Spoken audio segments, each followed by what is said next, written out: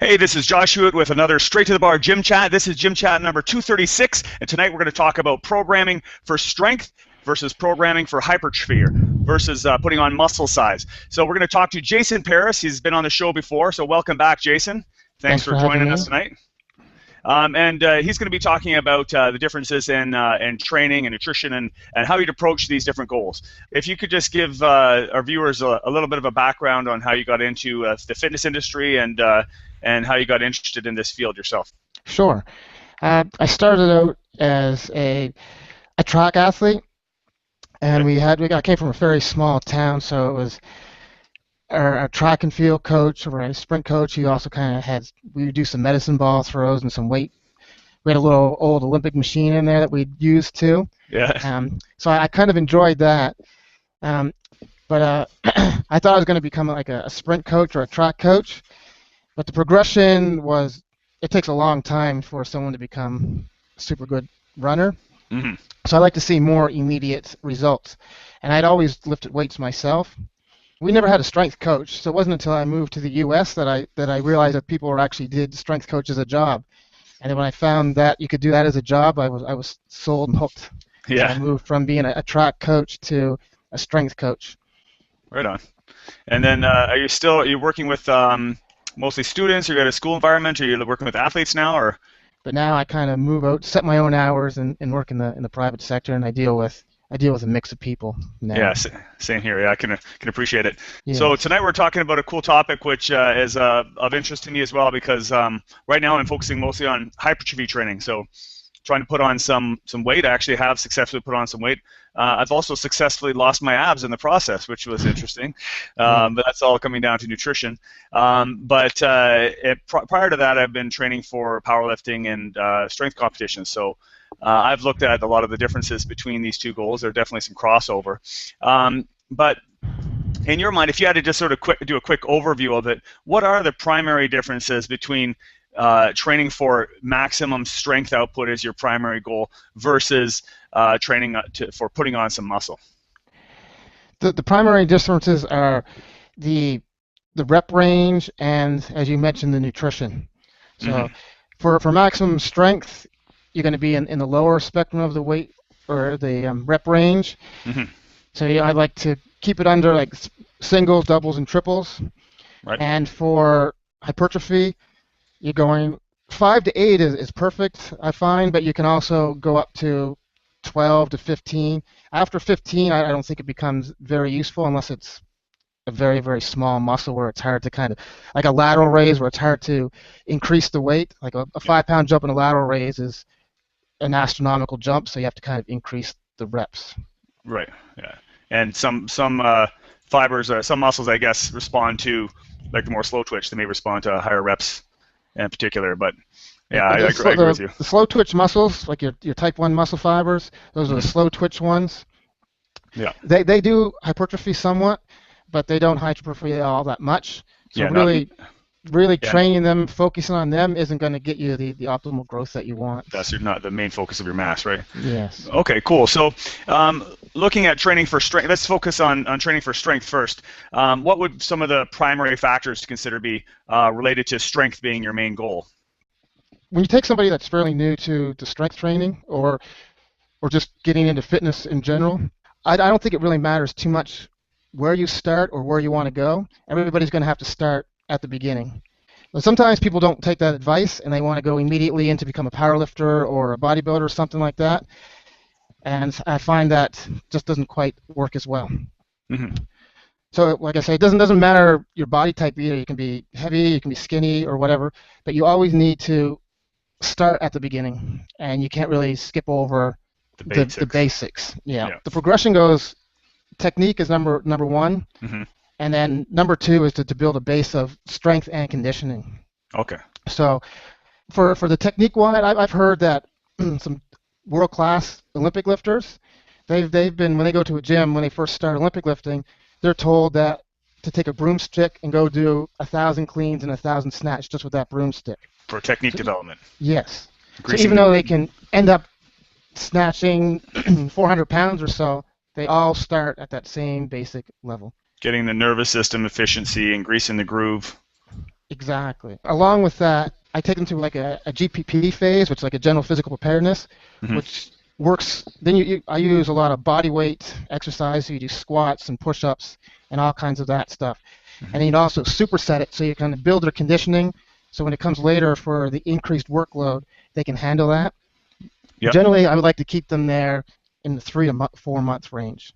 And again, we're not focusing on size or strength or anything like that. We're just building technique and getting in shape. Yeah, makes sense. Now that you have a foundation of conditioning and solid technique, I like people to start to build on strength. Because no matter what you do, if you look at a bodybuilder, a world-class bodybuilder, even without the drugs, they're still strong. Yep. You look at an Olympic lifter, they're strong. So you look at anybody that doesn't matter really what your goal is, strength is the foundation. Okay. Good. So you before you even focus on putting on some muscle or increasing strength or power, you get a base of strength versus muscle mass, right? Obviously first. Yes, exactly. Kind of have a couple standards that I like.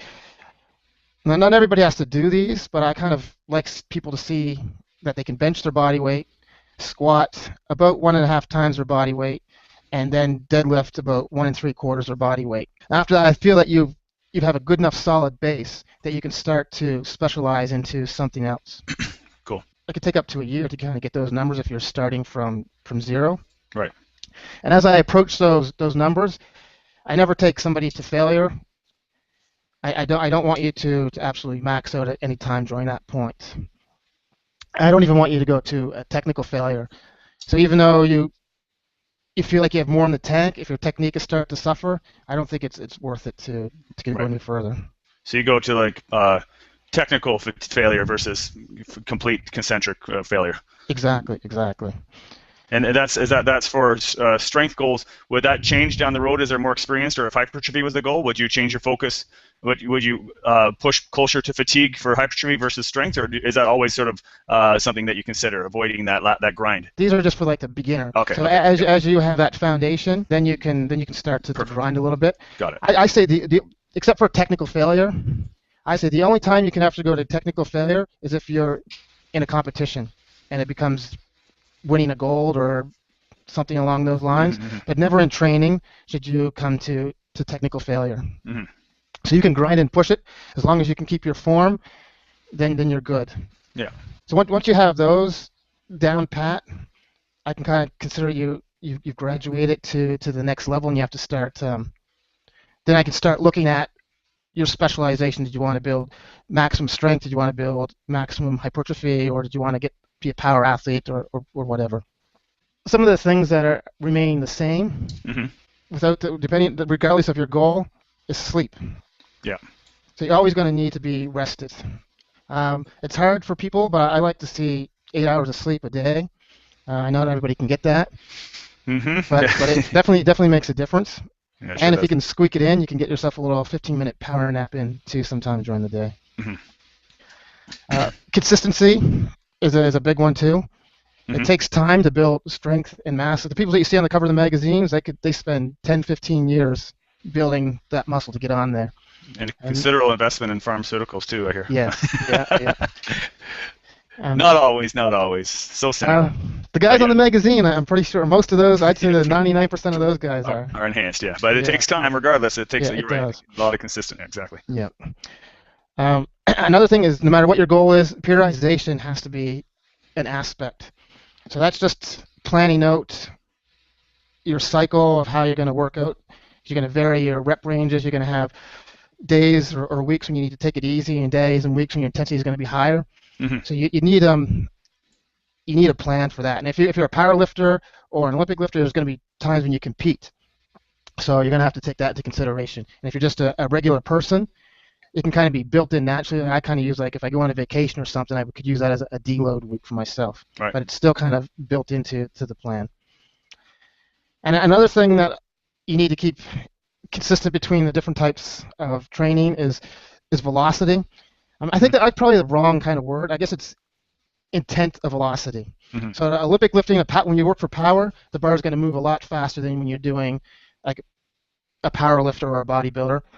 But an Olympic lifter and a powerlifter, even though that the bar is not moving the same speed, they're still putting 100% effort into that bar. And I think that needs to remain constant no matter what your goal is. Okay. So the intent to move it quickly. Yes. Against resistance. Yes. Yes.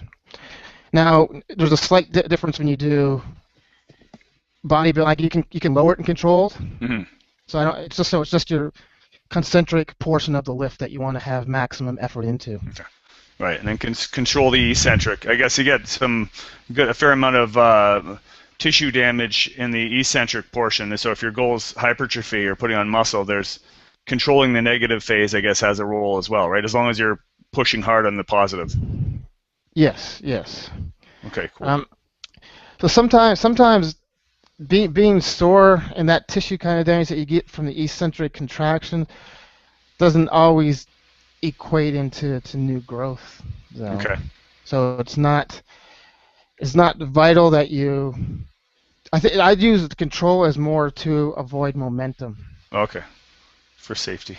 Yes. And I guess more tension on the muscle. Yeah. So I guess to clarify that, you're sort of saying you don't need to do these super slow negative reps kind of thing. It's just make it a controlled negative, basically. Exactly. Yes. Right. Exactly. And another thing I want to just really stress is the concept of progressive overload. Again, so no matter what your goal is, you need to progressively get heavier at the different rep ranges. So that's going to be the variation. Is it what rep ranges you get stronger in? But everybody needs to get stronger. In this image here, it's Milo. This guy's supposedly a wrestler from Italy in the 6th century BC. And every day, when he started as a little kid, he carried a little calf on his back. And as he grew, the calf grew, and it became heavier. So the idea of progressive overload has been around for centuries, and it's critical to your success in getting stronger and bigger. Mm-hmm. So after you've done that, like so you got those factors, now you're in decent shape, you have a decent base of strength, then I feel it's time that you can pick your goal.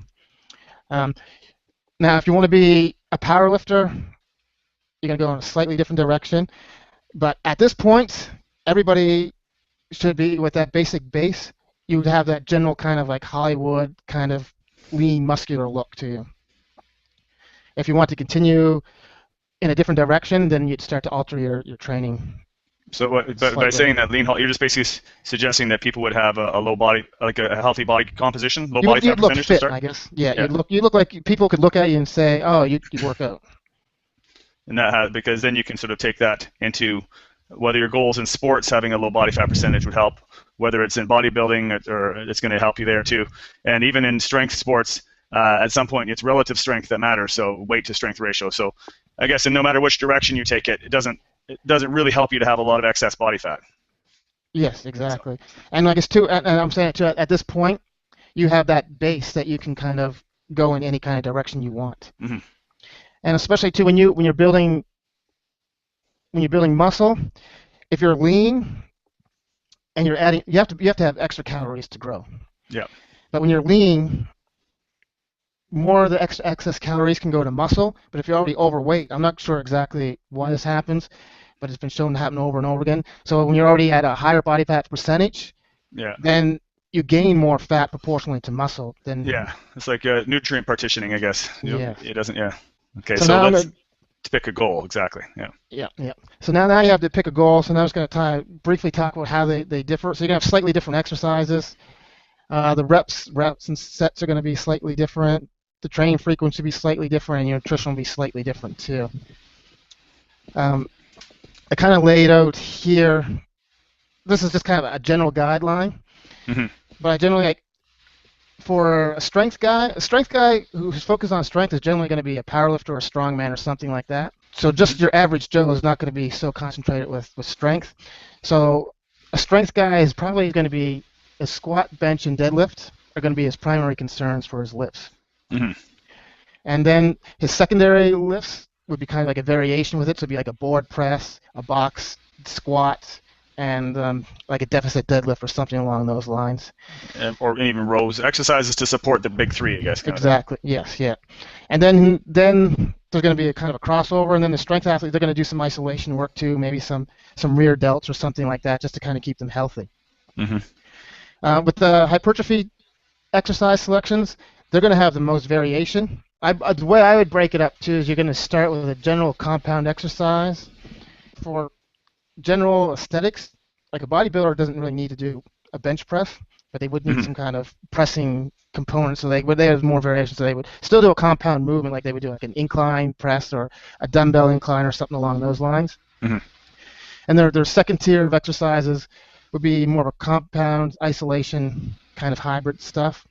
And then they would do a lot more accessory lifts, especially if they have a lagging body part. Mm-hmm. You always hear competitors say that their shoulders aren't where they need to be or the biceps aren't where they need to be. So that's where they would really come in and do some bicep curls. It's very rare you would ever see a strength guy doing bicep curls or an Olympic lifter doing bicep curls. Mm-hmm. And then the power, there's a few exercises that's going to be unique to them. So they're the Olympic lifts, like the clean and the snatch. That would be their primary lift. And then their accessory lifts would be some kind of Olympic variations, like they would do a power clean or a clean from a blocks or something along those lines. And again, they're going to do that. They're going to have some accessory movements too, where they do like barbell rows. Again, just like the strength athlete, Mm-hmm. exercises that support their competition. Right. And it's very rare for power athletes or strength athletes to use machines. And you'll find bodybuilders will use machines all the time. Yeah. You covered quite a bit there. I mean, one thing would be we talked about rep ranges and the focus, the intent on generating, moving the bar quickly. What about training volume? You'd assume with hypertrophy being a higher rep range, there's more volume. Oh, okay, here you go. So yeah, that's probably getting into it. Yeah, just take it through the sets and reps. Okay, then. okay. As we mentioned before, I break down a workout into 3 sections. So you have your primary exercises, and then you have your secondary exercises, then you have your accessory exercises. Okay. So as I mentioned before, so it goes back to this one here. So your primary exercises would be like a squat, bench, and a deadlift for a strength athlete. Mm-hmm. So generally they would kind of stick around the 1 to 5 rep range for those exercises. Then they would move on to their next exercises. Set of exercises would be more of their rows and their board presses and such. Mm-hmm. Generally, they would kind of go, now they're going to start to work a little more towards the hypertrophy side of things, and they're going to go to the 5 to 8 rep range. Yep. And then they have those other muscles, like I said, like the rear delts that still need to be healthy to bench. So they would do like the 10 to 15 rep range in there to keep those joints, those muscles strong, smaller muscles. Mm-hmm. In hypertrophy, it's similar, but there's a little bit difference. Those guys are the 5 to 8 rep range is usually the best mix of weight and reps, so you can get that really helps build the mass. So their primary exercises are going to be in the 5 to 8 range, Mm-hmm. and then their secondary set of exercises would be the 8 to 12, and then they'll hit a little bit of the higher ends, like I say, like the lateral raises or some bicep curls or something like that, and then they can do the 15 to 20 reps with the accessory work there. But the meat of their work is in the 5 to 12 rep range. Mm-hmm. And for the power athletes, they tend to stay much lower in their rep scheme. So their main lifts, like a power and a snatch, and then their cleans, they usually stay around the 1 to 3 rep range.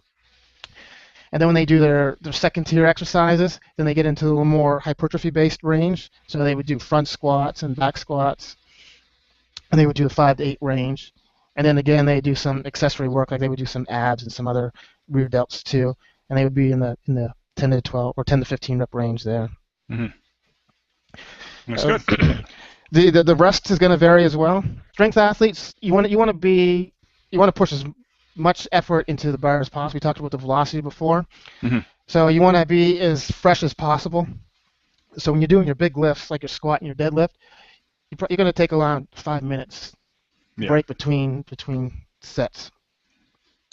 And then when you get to the more the accessory work, the time frame shortens up much more because you're not so much worried about the maximum force.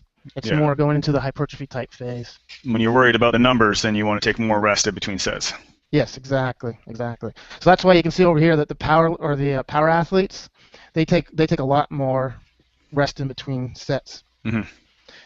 But I should say, I guess some of the strength athletes too, when you get up there, when those guys can deadlift 1,000 pounds, they're probably taking 10 minutes between sets as well too, because that takes a lot out of you. But then when you do that, when you're going over 900 pounds, they're probably only doing 2 or 3 total reps anyway. So So hypertrophy, the primary exercise, 1 to 3 minutes, because again, you still want to be strong, but you don't want to be completely recovered. You want to have more inroad into the muscle, because you're worried about just stimulating growth more than how much weight you can move. Exactly. Both are factors, but Yeah. So as the exercise weight would naturally decrease, then the rest decreases along with it.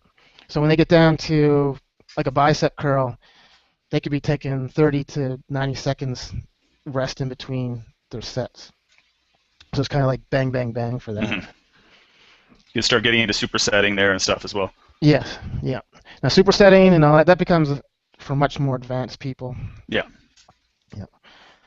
The volume varies drastically as well.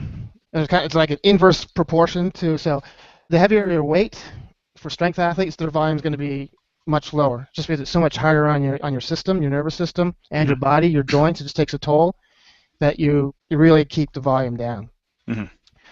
As you look for more bodybuilding, you increase the volume and the weight decreases. There's a little table that I often refer to. Oh, Prilepin, yeah, Prilepin. I guess he was a researcher, a Soviet researcher. He looked in the 60s and 70s. He reviewed thousands of weightlifting champions, and he determined that this is the kind of the rep ranges that they used. This is more for, I apply this to the strength and power athletes. Yeah, exactly. I've used this too when I was doing training for powerlifting and for strongman competitions and whatnot. Yeah. So you can see over under the percentages. So when you're at 90%, you'd only be doing 1 or 2 reps a set. And then your optimal reps for the day for that exercise would be 4, but you could go up to 10. So that means you could do 10 singles, or you could do any combination. You could do 3 sets of 3. So you can kind of play with those numbers there to get your volume for your major exercises. And when you even see like in the 50% range, they even keep their reps low. That's so they can keep that velocity high. Now for bodybuilding, the volume's a little bit different, because they don't go into the 90% range. A bodybuilder, really 85% is really all they ever need to go into. So in those lifts, you probably would look at, for your major lift, you're looking at 25 reps. So if it was a chest day and you happen to be doing incline chest press, you would do 25 reps, and you could kind of break it up any way you want. So you'd be looking at 8 5 by 5, sets of 3, 5 by 5, exactly. 4 sets of 6, yeah. Exactly, yeah. And that's for your basic one. But as you move on, your total volume for that workout is, I've heard, 100 reps. So that would leave you 75 reps to break up into doing your other exercises, like you want to do flies, decline press, and those are generally, those we went before, those were the higher reps. So then you'd have 75 reps, you could have seven sets of 10 or something like that would give you, and you could break that up into whatever exercises you want. For the same muscle group, or not necessarily for the? Yes, for the same muscle group. Okay. That's for the maximum hypertrophy. Yeah. So if you're doing, so we'll take a chest workout for example. So if you did on your first exercise, your tier 1 exercise, you did incline bench. So that would give you 25 reps of that. Then you would have 75 reps left. So you might do parallel bar dip, and you might do some flies, right? So the dips, you could do 5 sets of 10. That's 50 reps, and then your flies, you could do like 3 sets of 12. That's 36. That's a little bit over, but so you can just kind of break it up like that. Yeah. So you're getting the total volume in. Yes. So definitely more volume in if you're training for hypertrophy, and I guess you could take the sets closer to failure or fatigue, whereas it looks like in these cases here, if you want that power generation, you're probably trying to avoid fatigue on most reps, right? Most sets. Yes, exactly. More total sets and less reps per set. Yes. Yeah, exactly. Because the whole intent is to move and to put that effort 100% into the bar. Yeah. I kind of, when I used to run track, there was a kind of a correlation. Like if you're doing a 50-meter sprint, and you would time that, and say you did it in 6 seconds. Your next one, you did it in 7 seconds, then you know that you're slower. So you're not really working on speed anymore because you're not in that same kind of, you're not as fast as you are. So then you're becoming in a different aspect of your training. Mm-hmm. So it's the same principle applies to weightlifting. So if you get to that fatigue point, you're not really working on maximal strength anymore because your body's not able to produce maximum strength. Yeah, and yeah, I guess also from my experience, as soon as you take one set to complete failure, you're obviously the load that you're going to use on subsequent sets is compromised.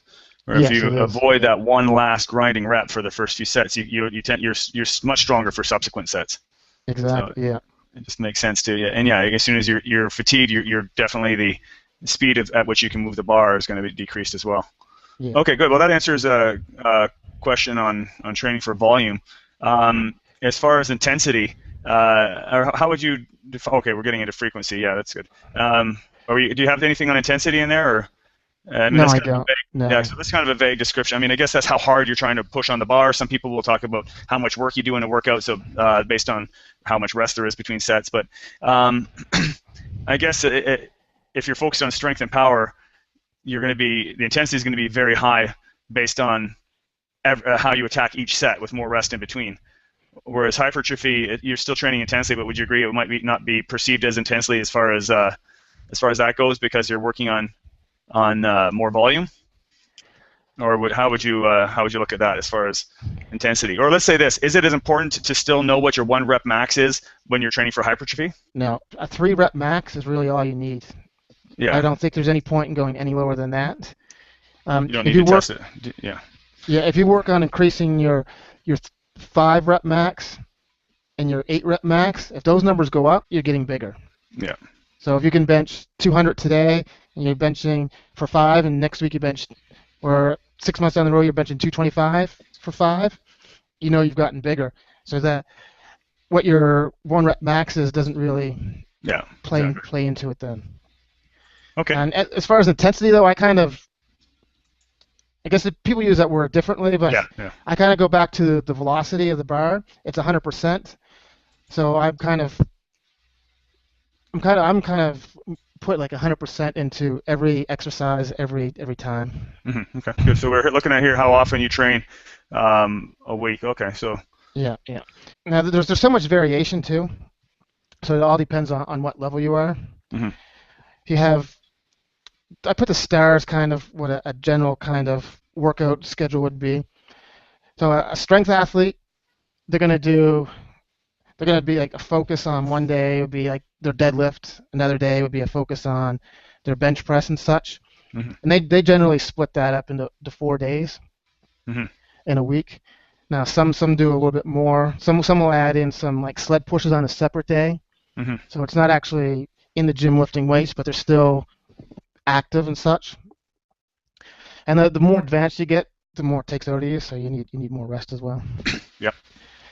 And they train more movements too. So they train a pressing movement, a squatting motion, as kind of thing. Whereas when you're going hypertrophy, they train muscles, so their training's a little bit different. So they would train, we'll say, arms one day.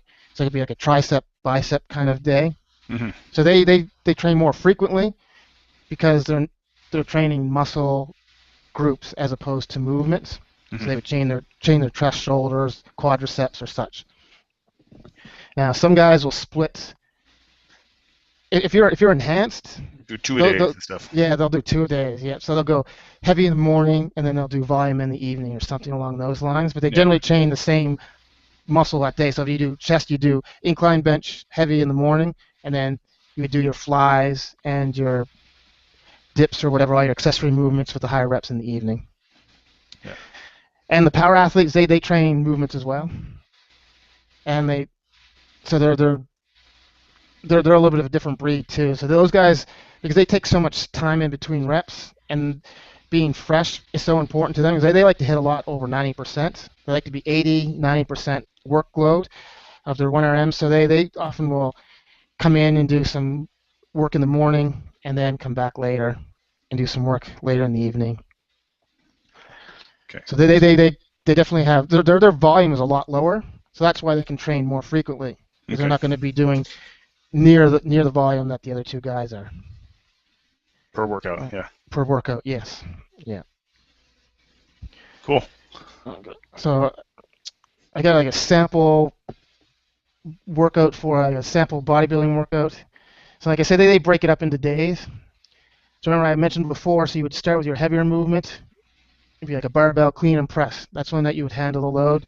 So that would be more your 5 to 8 rep range you're working on. You're building your strength on that one. Then you would kind of move into your accessory movements after that.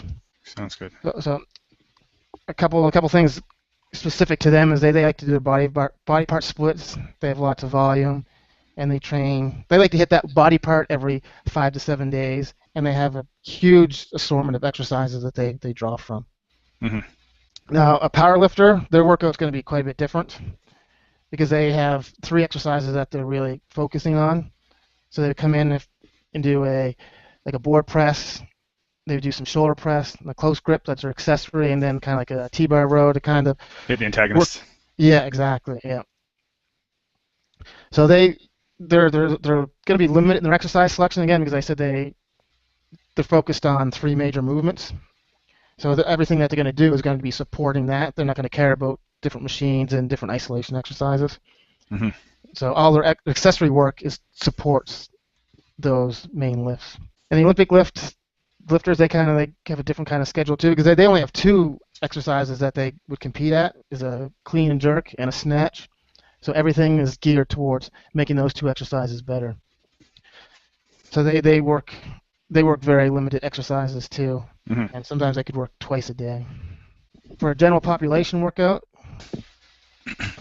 I like to break it up into have a component of everything. So you have your power exercise, you have a strength exercise, you have a hypertrophy exercise, you do some core and some cardio to make a complete package.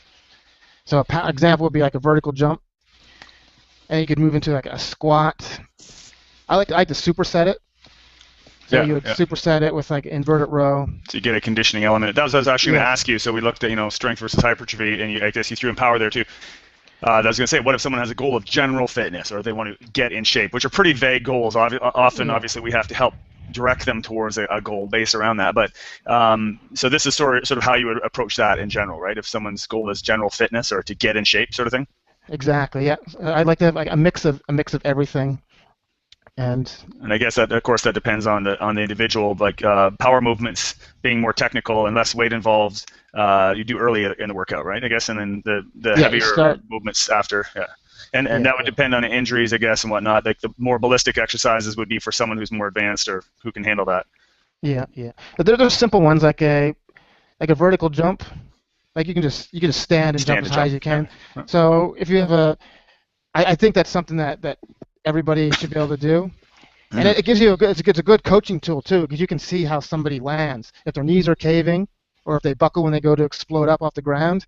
You can see that there's an issue there that you need to work with, and I think we all need that component of getting our muscle fibers to rapidly fire, and just kind of, especially when you get older, it can help you prevent you from falling or something like that. Just having that ability to rapidly fire a muscle. So I think good, that. So you got the supersets A B. Good. Yeah. So antagonist supersets often, right? I guess looks like push pulls or good. You can do it. Like here, sometimes depends on what kind of shape you're in. Like this is an upper lower. And you got lower upper superset there, Yeah, so that's very tough to do. Yeah, and then because the blood flow to the lower extremity back to upper and back and forth, so they'll be huffing by the end of that. Yeah. Yeah, so you'd be a little bit more advanced to do a split like that, but the antagonist works like to do a row to an incline. Like you could easily put those 2 together. You could put the squat as like exercise 2, and this could be 3A, 3B. Yeah. And then you could do the bicep, tricep push down. That's just people generally like that. Guys like it. So you just got to do the gun show, man. You got to hit the gun show every workout. Yeah, exactly. So it's not necessary, but it's aesthetics. It's cool. So you got hitting mostly the major movements. You're doing mix of a bit of everything in there. Throw in some supersets or circuits for the conditioning element, and I guess time efficiency too in a workout. Exactly. Looks good. And that workout, you could do that 3 days a week. It take you 45 minutes to an hour. That includes like a quick warm up in there, and then you're good to go. So it doesn't take too much once you built the base. Just, I mean, we've gone through each of these without getting too much into it. I could probably do a whole gym chat on just on nutrition, but really quickly off the top of your head, what would be the big changes in nutrition for each of these goals? The big thing is the amount of calories. Okay. So you only have three things that you can really play with: protein, carbs, and fat. Mm-hmm. We all need a certain amount of protein. I like to do like a gram per pound of body weight. Yeah. Same. And fat, you need a certain amount of fat too. Yeah, they're essential fats. Yeah, and some vitamins and minerals only absorb into your body through fats too. Mm-hmm, mm-hmm. So the real one that you can play with is carbohydrates, and they generally provide you with energy, Mm-hmm.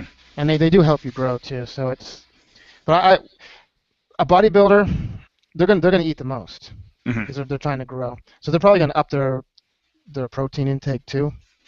I don't think I would go any higher than a gram and a half. Yeah, that's what I heard for enhanced athletes, a gram and a half, or even for some natty athletes, depending on their body weight, a gram and a half up to a max, per pound of body weight. Yeah, and then I guess it also depends the strength athlete, what weight class they're in, and whether there's going to be a hypertrophy element in their program too. So it depends on the caloric intake will also depend on that for them, and activity level. So yeah, I guess meeting your baseline for proteins and fats, which we have essential amino acids and essential fatty acids, and then to play with your calories, you play with your carb intake from there. Yes, exactly. Yeah. I kind of give you a rough estimate too.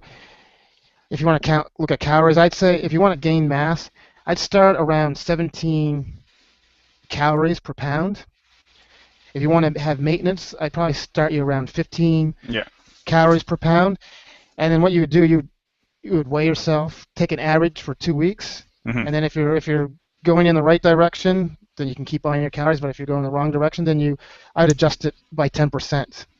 Your total calories. So if you're at 2,000 calories and you're not gaining any weight, I would add a 10%, so you'd be at 2,200 calories. Or if you're getting too thick around the waistline, I'd subtract 200 and you'd go to 1,800. You'd monitor that for another 2 weeks, and then you would see where you are then, and then you could readjust if necessary. Yeah, that makes sense. Yeah, I usually use that 15 calories per pound body weight a day as a baseline too, to go up and down from. Yeah. Makes sense. Cool. Anything else in the slides there?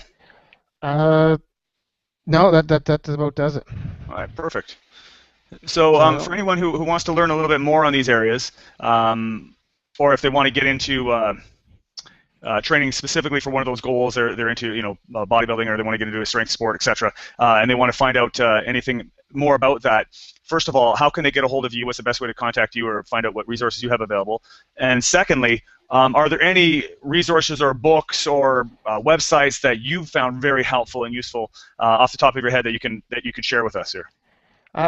The big thing I find is there's a ton of people out there, but what happens is you get like analysis paralysis. So I find you just have a couple people. Mm-hmm. So I say Dan John. Okay. He's an excellent guy. He's a straight shooter, and he's very good for strength, power, hypertrophy, all kinds of stuff like that. Okay. Also, like if you're into, can you see that? Yeah, there we go. Okay. Westside Barbell is excellent for powerlifting. If you want to go into powerlifting, they have some super resources over there. I didn't put it on here, but I probably should have. Oh, I did. Yeah. The 5-3-1 program is as simple as you come, but it will give you exactly what you need. It'll help you get stronger.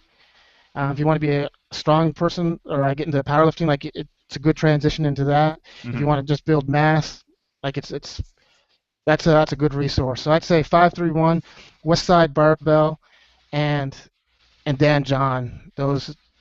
Okay, cool. Thanks a lot for putting together the slideshow. That was a lot of comprehensive information. That was great. I think we got a lot of detail there, and that makes it really good for the people watching this. Visually, it makes it easy to follow. Was there anything else you wanted to add to that before we sign off? I think we covered most of the areas there, and we don't have any questions on it here. So was there anything else you wanted to add? Just to kind of reiterate how important it is to build a good solid foundation first.